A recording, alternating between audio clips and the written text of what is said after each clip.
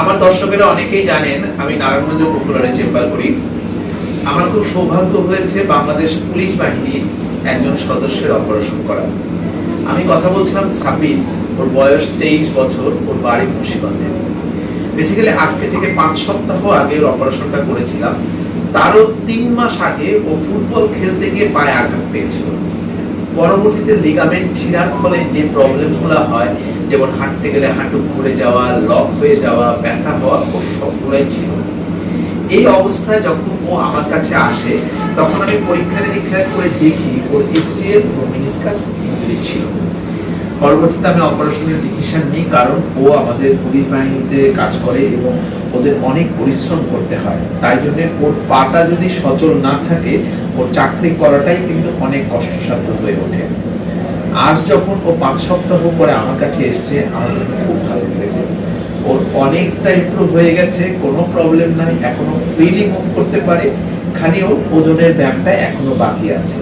এখনো কিন্তু মাথায় রাখতে হবে ওর ব্যায়ামটা প্রায় 4.5 মাসের উপরে বাকি আছে। আশা করি আর যখন পরবর্তী ফলো আপে আসবো একদম সুস্থ হয়ে যাবে। আমি অনেক কথা বললাম, তো আমি ওর কাছেই শুনি ওর কি সমস্যা হয়েছিল, এখনো কেমন আছে। আমাকে বলতে শোনা, তোর ঘটনা কি হয়েছিল? স্যার, আজ থেকে আরো 3 মাস আগে আমি ফুটবল খেলতে গেছিলাম। ফুটবল খেলতে যাওয়ার পরে পা হঠাৎ করে স্লিপ কাটার পরে একটা কট করে শব্দ হয়েছে। তো শব্দ হওয়ার পরে পা ফুলে গেছিল, হাঁটতে চলতে পারতেছিলাম না। তো 1 সপ্তাহ পরে পায়ের ফুলাটা কমে গেছে। কমে যাওয়ার পরে তারপর আমি বসতে পারি না, তারপর দৌড় দিতে পারি না, হাঁটতে গেলে যেমন মনে হচ্ছে পা ঘুরে যাচ্ছে। তো এই ধরনের সমস্যা ফেস করতেছি। তো তারপরে এগুলো কি সমস্যা, তো এই বিষয়ে তো আমার কোনো আইডিয়াই নেই। তো তারপরে আমাদের হসপিটাল ডাক্তার দেখালাম, তো ডাক্তার দেখলো, বললো যে এমআরআই করার জন্য। এমআরআই করলাম, তারপরে এমআরআই তো ধরা দিল এসিএল পুরো টিয়ার হয়ে গেছে, মানে এসিএল সম্পূর্ণ ছিঁড়ে গেছে। তো তারপরে ইউটিউবে ঢুকলাম, ঘাটাঘাটি করলাম এসিএল নিয়ে, এসিএল এগুলো কি ধরনের প্রবলেম।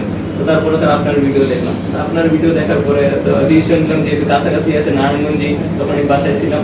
আমি বলি স্যারের সাথে একবার সাক্ষাৎকার করে আসি, দেখি কি বলে স্যার। তো স্যার আপনার মুখোমুখি হলো, আপনি তারপরে পরবর্তী নির্দেশনা দিলেন যে না অপারেশন যেতেই হবে, যেহেতু সম্পূর্ণ ক্লিয়ার। তো স্যার ডিসিশন দিলাম, যেহেতু স্যার আপনার ভিডিও অনেক সবকিছুই ভাইরাল, সবকিছু দিয়ে আপনি একদম ভালো ডাক্তার, সবার কাছ থেকেই আর 2-1 জনের থেকে স্যার আপনার নাম শুনছি। তো তারপর ডিসিশন নিলাম যে স্যার আপনার মাধ্যমে আমি চিকিৎসাটা করাবো। আজকে প্রায় 45 দিনের মতো হয়েছে স্যার। এখন কোনো অপারেশন করে এখন আলহামদুলিল্লাহ অনেক ভালো। দেখাতে বাবা, অবশ্যই স্যার। আর বস এখানে কোনো অসুবিধা আছে? না স্যার, শাবাশ। দেখুন, ব্যায়াম কিন্তু এখনো অনেক ভালো আছে। আর যখন কোনো আমাদের বিশেষায়িত বাহিনীর সদস্য আমাদের ঘাড়ে তার হাঁটুটাকে ছেড়ে দেয়, এটা কিন্তু আমাদের জন্য একটা অনেক বড় চ্যালেঞ্জ, তাকে তার আগের কর্মক্ষেত্রে ফিরিয়ে নিয়ে যাওয়া। এবং এটা উপরওয়ালার রহমতে করছি, চেষ্টা করছি। তারপর উপরওয়ালার রহমতে সাবির এখন অনেক ভালো আছে। আপনারা ওর জন্য দোয়া করবেন। তবে একটা কথা সবসময় বলি, সব রোগীর কিন্তু অপারেশন লাগে না, বাট যাদের অপারেশন লাগবে তারা যদি তাড়াতাড়ি করে তার রেজাল্ট কিন্তু আমার সামনেই বসে আছে। তাই আমি আপনাদের পরামর্শ দিব, যারা এই জাতীয় সমস্যা বোধ করছেন তারা একটু আমাদের সাথে যোগাযোগ করতে পারেন। আমরা চেষ্টা করি স্বল্প সময়ে স্বল্প খরচে রোগীদের সর্বোচ্চ সেবাটা দেওয়া, সেটা অপারেশন করেই হোক কিংবা ওষুধ অথবা ফিজিওথেরাপির মাধ্যমে।